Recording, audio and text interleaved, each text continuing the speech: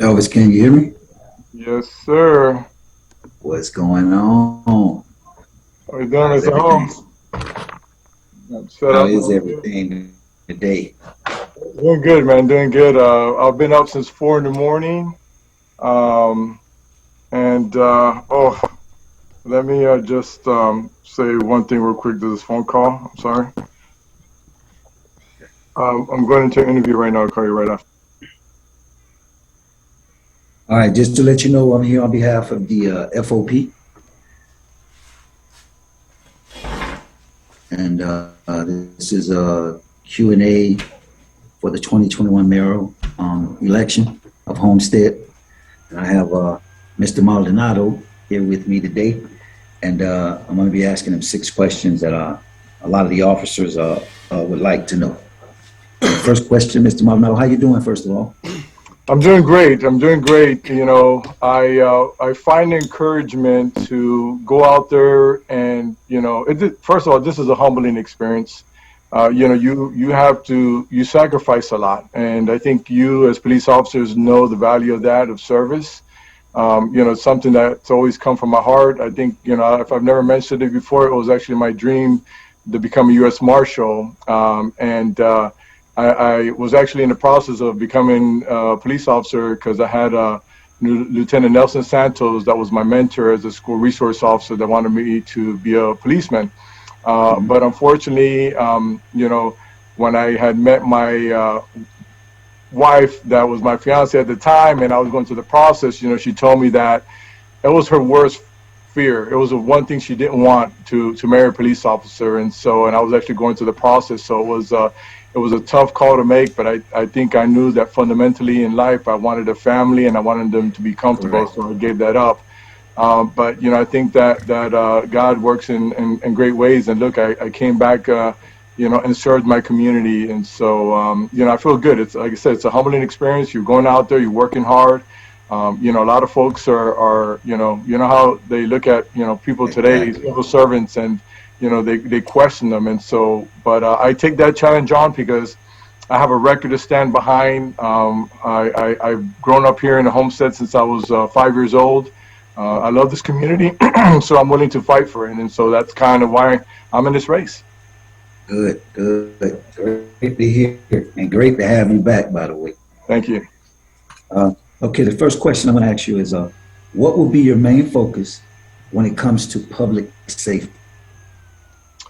Well, I got to tell you that, when even before I came in council, I knew the importance. We are a society of law and order, and I know that when we are in trouble as citizens, the first people that we call are you guys. And so for that, I want to say first, before anything else, thank you for your service, especially in these last couple of years that have been very challenging for you folks. And I gotta tell you one thing. I've been walking around this community talking to folks, and I want to let you know, first and foremost, that the community does support you. They know the value of who you are and how great you guys are as a Homestead PD. So they're are super happy to have you as a representative of the police officer. Now, in public service, when I came in council back in 2009, and we had our first visioning session as elected officials, we talked about what are the pillars that make a great community.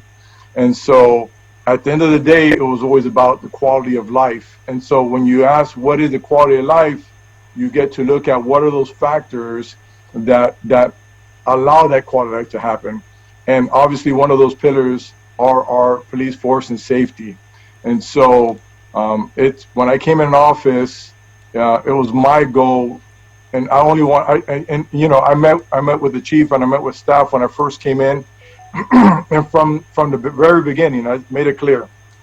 It says my job is to support you and give you the tools and equipment and the resources you need in order to perform at a high level and where you are already within a in an environment that's pretty active, very dangerous. And so I wanted to make sure that your safety was first, and that you had all the tools necessary. And within my 10 years of service as a councilman in the city of Homestead, I made sure that if there was ever an opportunity that we had to go out and find your resources and stand behind you folks, I think that was the first thing to do. So I will continue to do what I've done in my last 10 years of service in the city of Homestead, which is to make sure that you have the tools, equipment, and resources to continue to do your job. Public safety is the number one concern when I'm going around and talking to folks, and so they feel very comfortable knowing that they have you as their PD. When I talk about bringing in more police officers, they're on board with that. And so that's really going to be my job, to make sure that you guys are having all the tools, resources that you need to continue to do the work that you need to do. It's so important to this community. Okay, beautiful, beautiful. I like that. All right. The number 2 question is, how will you support the police department as we face this most challenging law enforcement environment in our lifetime? Well, I kind of answered that. Yeah, I kind of answered that, but let me just show you my dedication. I mean, look, I've gone to bat many times for you, and we built trust within the community. We know the history of Homestead. We've all been here. We know what's happened throughout the years, and this council that was there in those 10 years that I was there, we worked, like I said, to give you what you needed. So much more that we even went to bat for you, and we went out because the city trusted us in our process. After all the bad things that have been done throughout the years, this city, when we went out and asked for a bond referendum to provide a police station and a home, finally for our Homestead PD that's been here for over 100 years, we went to bat for you. You now have a facility. I felt like you needed a home, your home, not a hand-me-down like it's been done so many years. And so, and if you think about when we go out for a bond and go to the community and ask them, we're going to ask for all this money to build a station and give them the tools and equipment that they need. Excuse me. For some reason, I've been obviously talking to many individuals over the last couple of months. So all right, I understand. But that being said, I think that when you walk in your building every day, know that I was a part of that process, and so that's and that is a difficult thing, because again, you're going to the community and you're asking them for a bond of millions and millions of dollars in order to build a home for our PD. But they believe in you so much, and they believed in us as council members and as an office, that they trusted us and allowed us to do a bond. And that normally doesn't happen. You usually go out to vote for that, and they shoot it down. And so, I think, continuing and saying of how I'm supportive, and not only that, I mean, look, we're talking about, look, first of all, chief role. I don't know how many times I've gone out in the community and you mentioned his name, and the amount of things, the good things that you hear from the community, from I got him on speed dial. If I call him, he's answering. When I see him in the store, he's saying hello. Whenever there's a concern in the community, he is there. And I mean, look what he has done, and look what he has done in all his years, and look at what he's leaving behind, where he has, set us up as we are a model to the police community. I want you to understand that you are a model to the police community. And I say that because when everyone is aware, that I left the city 2 years early from my stint in order to run for the county. But there was a goal with that. The goal was to go and get help on a county level, because the county does a lot, owns a lot of the signs, the streets. They do a lot of funding. They are the county. We're a city, so we sit under them. And they have the ability to really help us out. Unfortunately, our leaders have left us in the past. They've left us behind. We've always been left behind to fend for ourselves. And by the way, we've done a heck of a job as a community to fend for ourselves. But I wanted to continue to go to bat for my community. So that's why I ran for that seat. Now, that being said, within that time frame is what we're talking about what happened or what was going on within our nation, where we had a divide, and you guys were basically attacked, as on the whole U.S. And so when they asked, what are you going to do to help reform or change, or what are you going to do with today's environment? I said, we have the perfect model in the city of Homestead. And if I become a county commissioner, I want to take that model, replicate it on the county level. And how does that work? Well, first of all, we have a great program, which is our Explore program. Our Explore program takes the kids from our communities, introduces them to what it is to become a police officer or a service person, and trains them. And I've seen those individuals, I've seen from those kids that have started to the end, that now are police officers. So we don't have the issues that the rest of the county or the world has, because our officers are made up from our community members. And so you're gonna, if you live here, you're gonna take care of home first. And so we didn't have the issues that the rest of the county or the states all that had. When everything was going haywire here in Homestead, we were holding down the fort and we were fine. So I think that speaks to who you guys are as police departments, and that was what I said. I said you had the Explore program. Their diversity is it models our community, and we're not going to stand for officers that are not behaving in a professional manner. I always used to tell the chief, all I want, I don't want to ever be treated any different than anyone else. I always want to be treated the same with respect. And that's all I ask from our police officers, that you treat others the way you want to be treated. Now, I know that you have an environment that's sometimes hostile, so, things happen, but nonetheless, you guys have done a great job. Thank you. Thank you. Thank you. Well, you actually answered two questions. Oh. Because I was going to ask you about the abandonment for the 2 years. I was going to ask you about that. Right. But thank you for answering that. Well, let me just I'm glad you asked that question, because obviously you hear on the streets people say, oh, he left or he abandoned. Yeah. It's about perception, right? Yes, it is. Or it's really them using a narrative to try to take me out. Let's just be honest about politics. When you are doing good, like you guys, you have someone with an ulterior motive to come against you. So you guys as officers recognize that. And so as a public servant to another public servant, we're in the same boat. Now, I'm saying perspective. So like I said, I wasn't trying to just go to higher office because I don't believe in the city. No, I went up there to bring the help down here that we've never received. So I want to be very clear on that, and I've made that on the campaign trail, and I have no problem arguing with that, because the proof is in the pudding. Our county streets here are full of holes.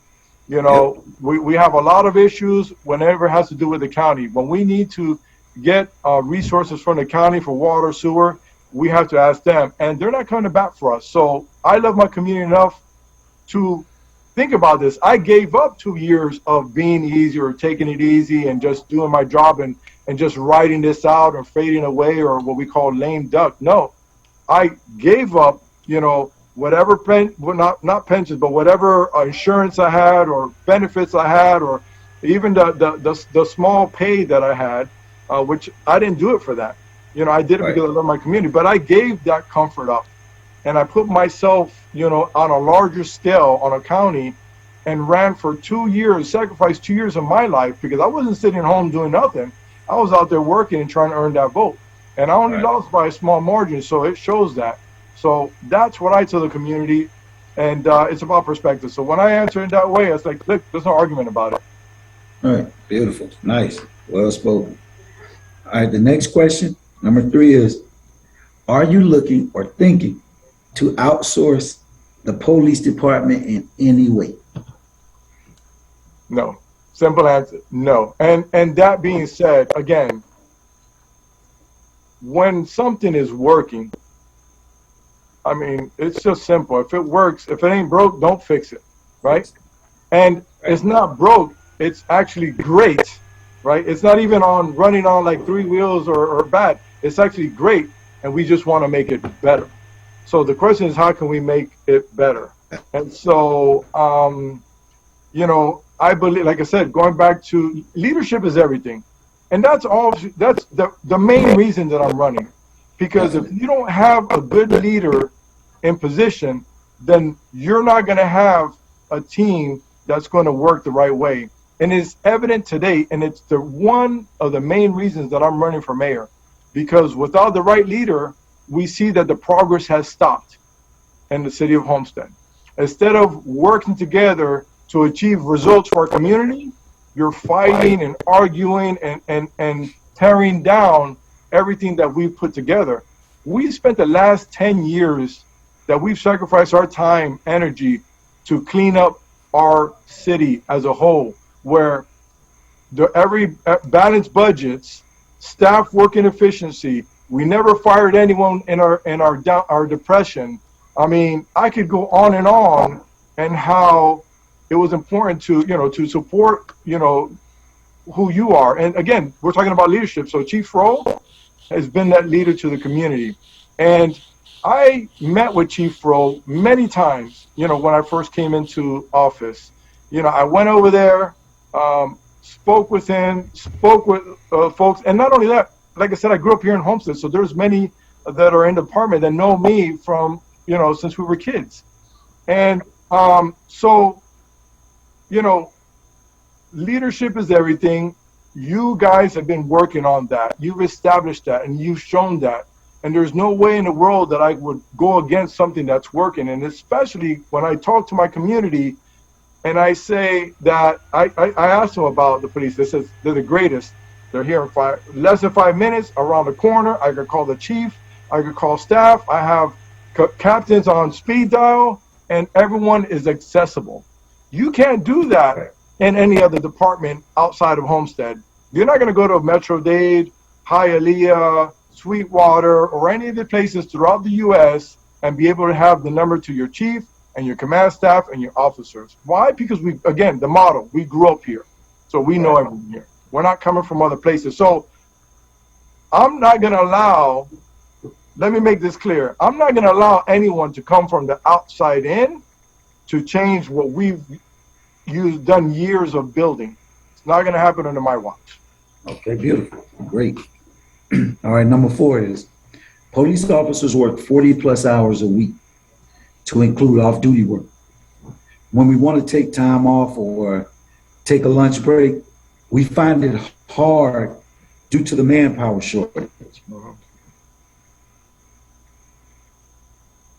What can you do without doing swaps and swapping with other officers for days off to where we get vacation, but we only get it because we have to work it at a later date for someone else, because someone else worked for me Monday, I have to work for him another day. So it actually wasn't a day off. It's actually, I have to make it up somewhere down the line, right. Swapping it out. So obviously we know that we've been operating understaffed for many, many years. Again, because I've had the conversation with staff, with the department, and when we had our discussion about our visioning session for what we want for Homestead and what is the quality of life, we looked at our numbers, our stats, and where do we sit on a national level, how many officers we should have. From my understanding, it's for every 1,000 residents, you should have at least 2.5 or 3 police officers, and I know that we're not there. The problem we're actually the national is for every 80,000 is 2.5, 2.7. We're at Homestead, we're at 1.7. Right. So I know it was, regardless of the fact, and I know it was, we're understaffed, but let me tell you why. Yes. At the end of the day, it's about money, right? It's about the money, and let's think about that this now, which it still blows my mind as I start to think about this. We are the second oldest city in Miami-Dade County, right? We should be way way farther and more advanced. And we should be, if anything, right behind the first city, which was the city of Miami, established in 1912, city of Homestead, established in 1913. The second city established in Homestead, with our police, with our firefighters, with our utilities. Right. We're the farthest south. But I think that we understand that you have to understand a few things. Economy. In the economy, we are basically the suburbs or bedroom community. Our tax base is not one, like the economy of Miami-Dade County is trade and tourism, right? That's where Right. if you do all the jobs are up, the airport, the seaport, transportation, tourists, Miami Beach, Right. that's the economy of Miami-Dade. So everyone works up there. That's where the money is made. We are a suburb and the farthest of that economy. And so because of you have Everglades National Park, Biscayne National Park, the Keys, federally protected land. We're kind of a tourist, a drive-by to tourist destinations. We didn't have the ability to create a port or an airport or some type of economy other than agricultural because of Right. who we are. That's really the economy and Air Force Base. And so Homestead has always been a bedroom community. So the tax base is based out of homes of residential homes. And so you obviously want to provide that service for businesses and for the folks that live here. But you got to understand that we pay through our tax base. And we don't have like the city of Doral, where they have all these multi-million-dollar businesses operating right down the street from the airport, which is the hub of the economy, and their tax-based resources are a plethora to who we are. So we don't have that economy, and so money has been the challenge, right? And so we know that we're the final frontier in Miami-Dade County, that we've been growing, and we know that we've grown from a town of 20, 30,000 to now 70 plus thousand. And our police force has not kept up. But because past administrations have never solved the problem of first having a balanced budget in the city of Homestead.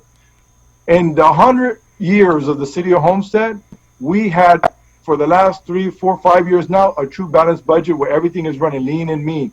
The way things should be run, departments run efficiently. And so all that is being done. So what we've done from there is we have to establish a base where the people can trust us so that when we go and say, hey, we're going to raise taxes because we need more officers, because the only tax base is going to come from not only the folks, but businesses. And of course, we're going to work on continuing to attract businesses down here. Right.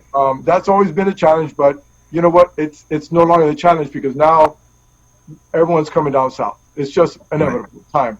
So we're going to increase that tax base and what I want to do is any businesses that are coming here, that are going to come here, I want to take some of that tax revenue and go straight to our police department to bring in more officers. I'm sorry that I give you the long story of it, but you really I don't want anyone to try to poke a hole in my story and what I'm saying, because it's the facts, Right. And we have brought on a few more police officers little by little. Once we got the city right. Once we know that exactly where our numbers were, and we weren't fiddling with taking money from the utilities or here or there to cover budget shortfalls. Now we know where we're at. Now we know what we need. And so now we can work on solving that problem. So from that time that we've done that, we've brought in a few officers, but I want to continue to do that and bring in more officers. We need them. And I want to correct something. I said every 80, but it's every 1,000. 2.7 for every 1,000. Okay, yeah, that's that's my bad. That's okay. All right, okay. That was my bad. No problem. We're good. Regardless of the fact, we're okay. Whether it's 80 or 1,000, good. We're still under. Now we're under. Yep. We're under. And as the next question is, I think you pretty kind of answered this with your last one, but I'm going to ask it anyway. Mm-hmm. What do you think about the department's police salaries? Are they too high, too low, not enough, too much? What do you think? Well, I think that let me be 100% honest, and where I know that I've done a little bit of comparisons when at some point within my time at City Hall. I mean, there's so many things to do, and not that that's not important because it's part of the budget. But that's, something where I would say, I want to make sure that, we are a good fit, for whoever wants to come work for you. We have to have a good environment. Right. And I know that we're not the highest, but I also know that we're not the lowest, right? And so, and I know that you're doing what most people are not going to do, and so I think there's a value to that, and I don't mind, paying for a good service. When I go to a restaurant and I eat a good dinner and I get a good service, I make sure that I'm going to make sure that I continue to support that business, which is you folks, so that you can continue to do your job properly. Because if I don't do that, what's going to happen? Let's just take the example of the restaurant. If you don't serve me right and you don't have good food, I'm not going to come back, or we're going to have a problem and this business is going to fail. So I say that because I know it's important that you guys are competitive. We have great officers, and I hate to see them leaving to another department because, they they want to earn more, which they deserve, right? And so, if now this is how we're going to get to that. How do we get to that? Well, again, we have to go to the people, to the community, and explain to them. They need to be educated on what's going on here in the city of Homestead with our police department, where we're at. Do you like them? Do you want more? And we have to have town meetings and sit down and talk with them and get them to really understand it. Not hear little sayings here and there about this and that, and they have half stories and they don't understand it. So they'll be like, oh, some yes, some no, depending on what information I get is the way they will make a decision. But if we do a good job of explaining that we're going to need more officers and we're going to have to raise some taxes, and they are due for a raise because we've not gone. Listen, first of all, let me just pause for a second, because and say thank you. That's what I want. I want to pause to say thank you, and I say that because you guys and all the city staff, all the departments, held the line from getting increases and your pay raise and everything when we as a city were going through when the nation was going through recession, and we had obviously a big loss of tax revenue, and that tax revenue affected what you guys at the end and all of our staff, and we asked you to work with us, and you did.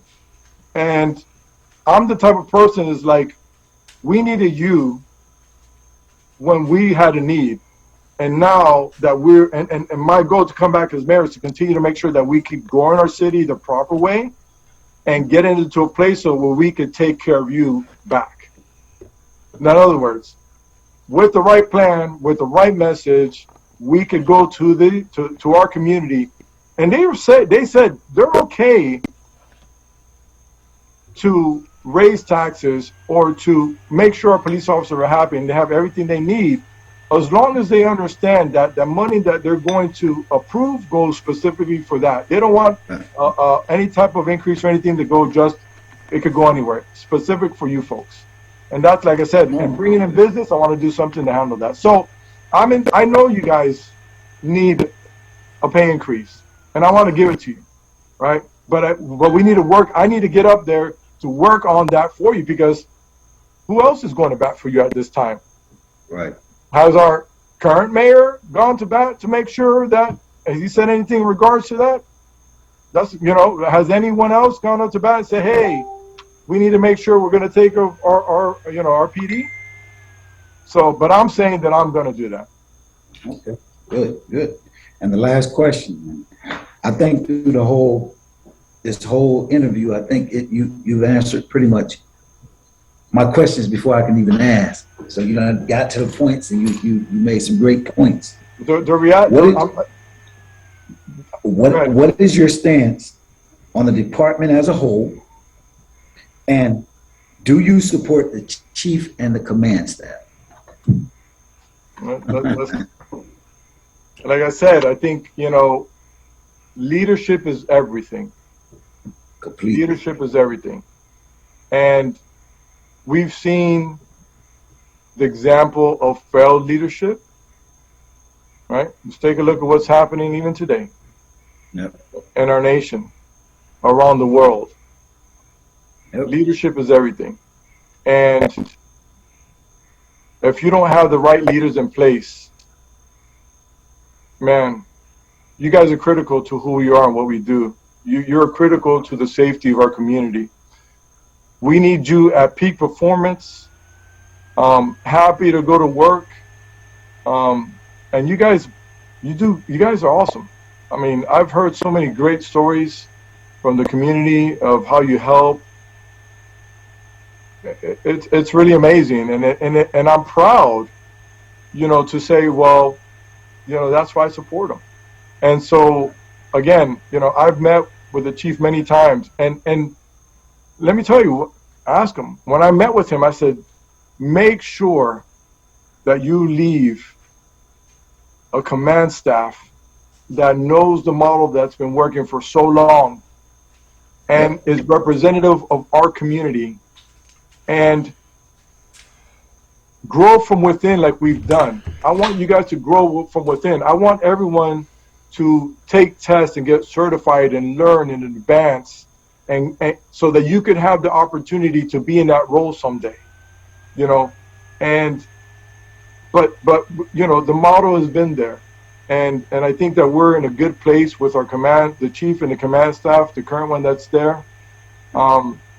We've cleaned house. The house is in order, and it's ready to move forward. And so, with that said, I stand behind our chief and our command staff 110%. And by the way, when I was up on the council, I never try to hide behind anything or anyone coming against you with any false claims. You guys have been attacked. There is a false narrative out there that eventually, the people are getting a picture of what's going on. We know what's happening with a certain individual and certain blogs and certain this and that. We know that, you could only trick people for so long until they'll catch up. And so, and I've stood behind you guys 110%. Appreciate it. I want to make sure that when I'm up there and I'm representing this community, and if they ask me why am I supporting this chief police, trust me, I got 110 reasons to say why this is the best department in Miami-Dade County.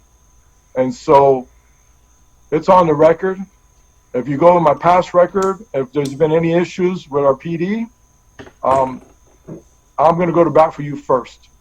Good. Well, okay. Well, I appreciate it. That's it for my questions. I appreciate you giving us this time to talk to the guys, because they will watch this. I will make sure they watch it. Right. And if you want a copy, I don't know if you want a copy of it, or if you, I mean, if you don't mind, I'd like to have the copy of this as well. I'll definitely send it to you. So people could see, what's my position on that, so there's no question. And if you don't mind, let me just share a few words to our officers. Sure. Go right ahead. Honestly, I just want to, again, thank you for all your hard work and dedication. You guys gone through hell and back for us, and something that I do all the time if I get a chance. Whether it's Homestead PD, whether it's a service person. I remember just a week ago, I'm heading up to Miami. We're at a stop sign, and there's a Florida Highway Patrol officer.